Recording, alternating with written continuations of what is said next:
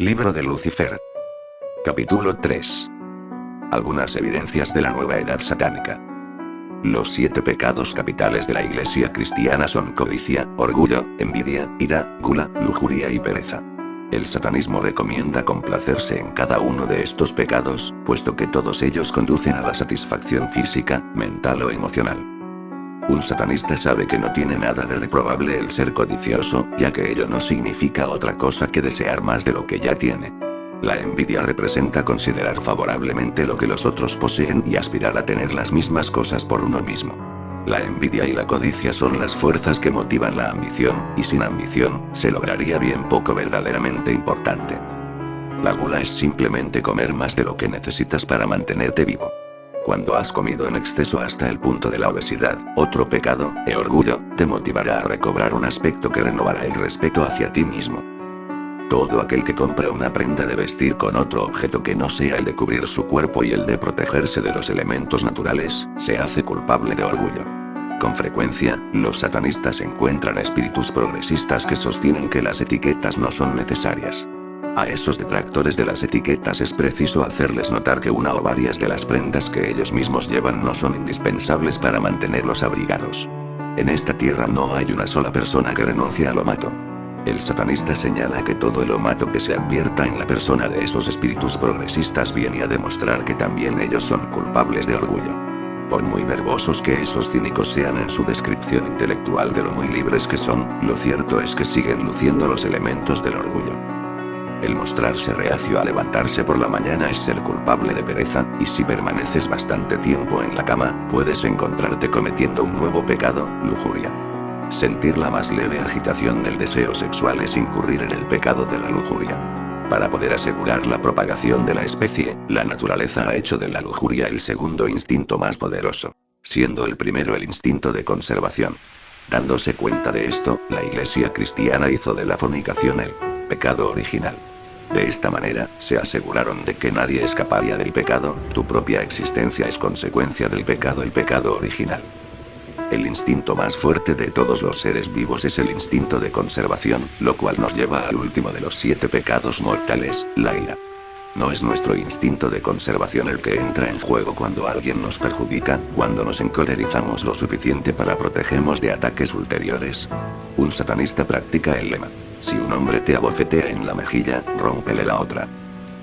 Que ningún ultraje quede sin castigar, sé como un león en el combate. Sé peligroso incluso en la derrota. Puesto que los instintos naturales les conducen al pecado, todos los hombres son pecadores. Y todos los pecadores van al infierno. Si todo el mundo va al infierno, entonces no hay duda de que encontrarás allí a todos tus amigos. El cielo debe estar poblado de criaturas más bien extrañas, habida cuenta de que todo su afán en la vida era ir a un lugar en el que pudieran tañer eternamente un arpa. Los tiempos han cambiado. Los jerarcas de la Iglesia ya no predican que todos nuestros actos naturales son pecaminosos. Ya no pensamos que el sexo es sucio, o que sentir orgullo de nosotros mismos es vergonzoso, o que desear lo de los demás es perverso. Claro que no, los tiempos han cambiado. Si deseas una prueba de ello, basta con que mires lo muy liberales que se han vuelto las iglesias. Vamos, si están practicando todas las cosas que ustedes predican.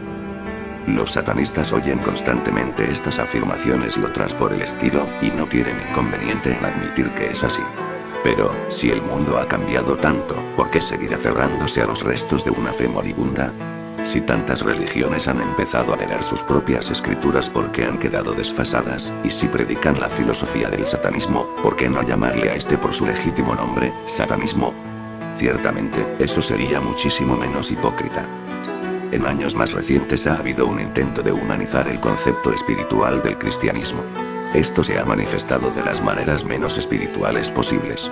Las misas que habían sido dichas en latín ahora son dichas en los idiomas comunes, lo cual lo único que logra es que todo el sinsentido sea mucho más fácil de entender, y al mismo tiempo priva a la ceremonia de la naturaleza esotérica que es consistente con los principios del dogma. Es mucho más fácil obtener una reacción emocional utilizando palabras y frases que no puedan ser entendidas, que con declaraciones que aún la mente más simple cuestionará cuando las escuche en un lenguaje más comprensible. Si los sacerdotes y ministros hubiesen usado hace 100 años lo que utilizan hoy en día en sus iglesias, hubieran sido acusados de herejía, llamados demonios, la mayoría de las veces perseguidos, y sin duda hubieran sido excomulgados. Los religiosos se quejan debemos estar acorde con los tiempos olvidando que, debido a los factores limitantes y las leyes profundamente enraizadas de las religiones, nunca podrán cambiar lo suficiente para estar acorde con las necesidades del hombre. Las religiones del pasado siempre han representado la naturaleza espiritual del hombre, con muy poca o ninguna preocupación por sus necesidades carnales o mundanas. Han considerado que esta vida no es más que transitoria, que la carne no es más que una envoltura, que los placeres físicos son triviales, y el dolor una preparación digna para el reino de Dios. Qué bien se les nota la hipocresía cuando los religiosos hacen un cambio en su religión para confrontar las necesidades del hombre. La única manera que el cristianismo puede servir por completo a las necesidades del hombre es convirtiéndose en lo que el satanismo es ahora. Se ha hecho necesario que aparezca una nueva religión, basada en los instintos naturales del hombre. Y ya tiene un nombre. Se llama satanismo. Es ese poder condenado el que ha causado la controversia religiosa sobre las medidas de control de la natalidad, una admisión a regañadientes de que la actividad sexual, por el solo placer de tenerla, llegó para quedarse. Es el diablo el que ha causado que las mujeres comiencen a mostrar sus piernas, para excitar a los hombres, el mismo tipo de piernas a las que ahora es socialmente aceptable mirar, que son mostradas por jóvenes monjas que lucen hábitos más cortos. ¿Qué paso tan acertado en la dirección correcta? ¿Es posible acaso que muy pronto veamos monjas topless contoneándose sensualmente al ritmo de misas solemnis rock? Satán sonríe y dice que por él no habría ningún problema, muchas monjas son niñas muy lindas con bonitas piernas. Muchas iglesias con algunas de las congregaciones más numerosas tienen la música más rítmica y sensual, satánicamente inspirada. Después de todo, el diablo siempre ha tenido los mejores temas. Los picnic dominicales, a pesar de toda la habladuría de la tía Marta sobre la generosa cosecha del Señor, no son más que una buena excusa para la comilona dominical, y todos saben que tras los arbustos suceden cosas más interesantes que leer la Biblia. Los bazares para recolectar fondos para la iglesia son lo que antes se conocía como carnavales, nada más que una excusa empleada para celebrar los placeres de la carne, y que ahora solo sirven para recoger fondos para la iglesia, y mientras el dinero siga entrando a la iglesia no hay problema, ya que así podrán seguir predicando contra las tentaciones del demonio. Cabe anotar que estas cosas solo son ceremonias y elementos paganos, que los cristianos tomaron prestadas.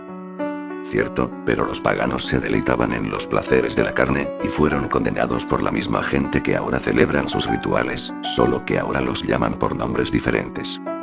Los sacerdotes y ministros siempre van en la primera fila en las manifestaciones en pro de la paz, y se tienden en las vías férreas para detener a los trenes que llevan materiales de guerra al frente, con igual dedicación que sus hermanos de hábito, de los mismos seminarios, que bendicen las balas, bombas y soldados, actuando como capellanes de las Fuerzas Armadas. Alguien, en algún lado, debe estar equivocado. ¿Podría ser que Satán sea el único calificado para actuar como acusador? Ciertamente así lo han llamado. Cuando un cachorro alcanza la madurez se convierte en un perro. Cuando el hielo se derrite se llama agua.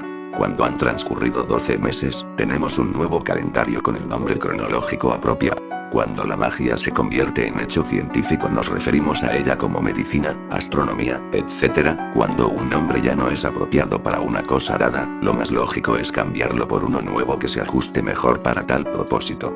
¿Por qué, pues, no hacemos lo mismo con la religión? ¿Por qué seguir llamando a una religión con el mismo nombre cuando los principios de esa religión ya no se ajustan al original? O, si la religión predica lo mismo que siempre ha predicado, pero sus seguidores no practican casi ninguna de sus enseñanzas, ¿por qué siguen llamándose a sí mismos por el nombre dado a los seguidores de esa religión?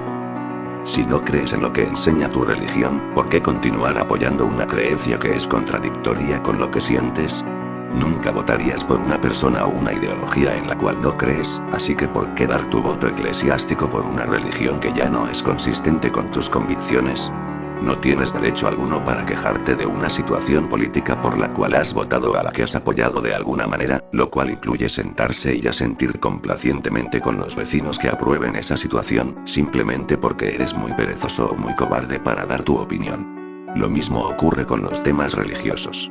Aun si no puedes ser agresivamente honesto sobre tus opiniones debido a las consecuencias desfavorables de tus jefes, tus líderes de comunidad, etc. Puedes, al menos, ser honesto contigo mismo. En la privacidad de tu propio hogar, y con tus amigos más cercanos debes apoyar la religión que abrigue tus mejores intereses.